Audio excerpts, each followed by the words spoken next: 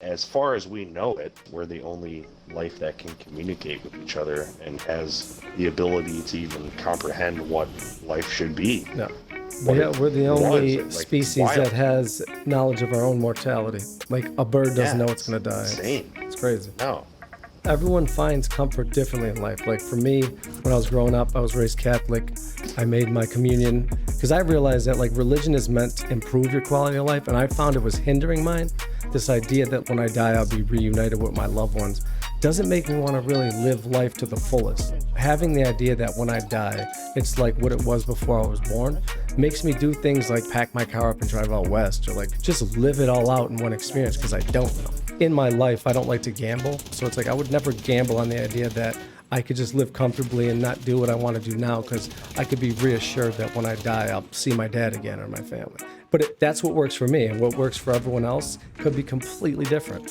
But if it gives you a peace of mind once you are aware that you're going to be dying one day and you're going to slowly, drift off into a place where we know you don't come back from. Not that we know of. Not that we know of. That's why as an atheist, I don't push atheism on people the same way I don't like when religious groups try to push their religious beliefs on like political policies or, telling people how they should live, whether it's abortion. It's like, just do whatever makes you, and live a comfortable life and let people do what's good for them. There's no right and wrong right here. It's a mental state. Like when you learn to no longer fear death, like you could learn to really laugh at life. Then you're not always plagued with this impending doom. My mom suffered from that as someone who had mental disabilities, and death was always a thing that's on her mind. And look at her, and killed herself. Can I ask you a personal question? Yeah, what's up? Do you ever feel your parents? Do you ever talk to them? Feel them? No, just memories. Okay. The first time, like when my dad committed suicide and he died, losing someone like that completely changes you either in a good or a bad way, or regardless, the silver lining is losing them and suffering a really painful loss actually improves the quality of your life. Because if you can go through that, you're like, what's anything else to me? Everything becomes so much more easier and obtainable, or at least you're willing to try it. Because you're like, I don't no longer have to worry about their opinions. They're gone. I can only trust the things they ingrained in me. I can trust my gut instinct that I was raised right. Because like your parents always want what's best for you, but it doesn't mean they know what's best. And there would be times when like my dad, who was a realist, would like, go to GM, get a pension and all that, because he had good intentions. And it would conflict with my inhibitions, but he had the right means. So when he's gone now, I've made a point to always just trust my intuition. I don't give a fuck about anyone else's opinion. And it's led me to a lot more positive things in my personal and business life. I gotta say, Charlie, that was a beautiful sentiment. It was really nice, everything that you just said. It was all beautiful and very, very well said and well thought out.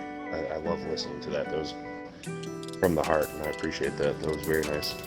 You have turned into a wonderful human being, man. I know you and I weren't the greatest friends growing up, but I appreciate your friendship now, and you are very intelligent and you're a good person. I know you're a good person, and glad and happy to be considered a friend and hanging out with you now. And I would like to hear what you have to say. So continue.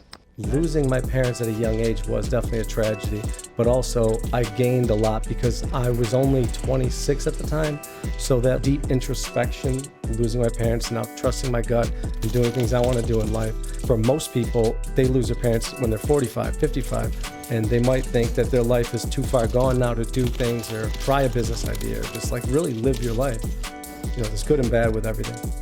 You definitely took it in a great way, man. When I look at something like suicide that I've always been told is such a tragedy and it's such a bad thing to do, to kill yourself, I find more peace with the fact that he did everything he wanted in life. He raised 2 kids, he went to every Bills Super Bowl, built a house for his parents, built his own house.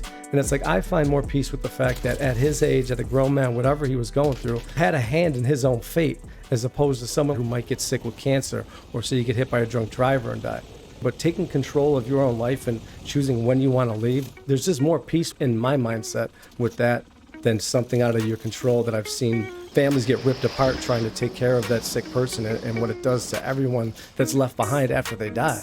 Yeah. So yeah, you're not wrong. And then the financials come involved, and it's just like, ugh.